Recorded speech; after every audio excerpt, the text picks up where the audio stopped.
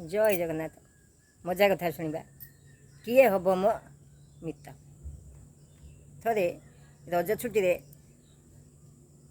सबु सांग माने गाँव में एकजुट हो गले। रंजिता, मिता, रचिता, सुनीता, लिपिका, चित्रा सब एकजुट हेले।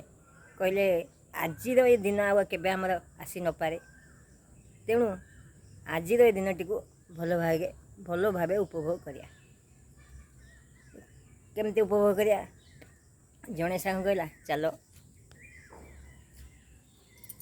गाँ मुंडू किछि अल्प दूर रे गोटे फार्म हाउस अच्छी से जिबा एवं आज दिन टी से उपभोग करिया।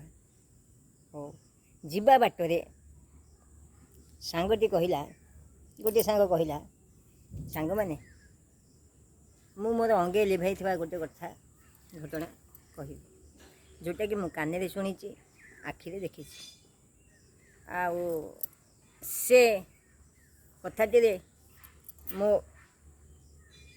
मनटी गोटे अलग प्रकार हो जाए। कौन ना कथाटी आरंभ कला। आम आग सामना मौसा मौसी तांकर दुईटी पुआ। से बड़ पुओ सब कहे बापा माँ मते भले देखुना, सान पुओ सब कह बापा माँ मते भले देखुना। आदि भितर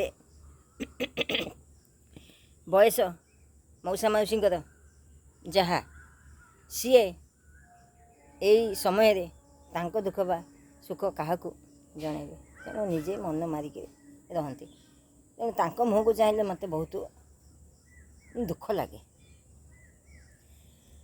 एमिति कथबार्ता हो हो फार्म हाउस पड़ी जाइए। से फार्म हाउस को देखिकी ये सांगटी बहुत मुग्ध हो जाइए। सांग माने देख देख नड़िया गछ, गुआ गछ, आंब गछ, पिजुली गछ, ताल गछ, को गछ ये अभाव ना। ये बगीचा टी देखिले मन पेट सबू पूरी जाउची। किंतु मो मन रे गोटे कथा आसुची, किए हेब मो मित्र। ये गछ मानक मध्य मु जनक संगे मित्र बसबी। तू कौन पागल गलु कि एमती कौन कथा कहूँ ना? हाँ सांग माने से मौसा मौसी धन बल बंधु बल कौन अभाव ना। चारि दिगरे तांकर सुविधा, किंतु तांक मन में शांति ना। ना बाछे ताले कौ गछ सहित मित्र बसबू ना ये कदली गछ सहित मु मित्र बसबी ना? कारण ना सबु गछर महत्व अच्छी, कदली गछर भी महत्व अच्छी। किंतु कदली गछ तार एमती गोटे महत्व जहाँकि मो जीवन सहित किछिटा संपर्क रहिबो। मु ए कदली गछ सहित मित्र बसबी ना? तार कारण ताले आमको कह न कहले आम छाड़बूनी ना। तार कारण है कदली गछ ता जीवन रे गोटे थर फल दिए, तापर सी मृत्युवरण करे।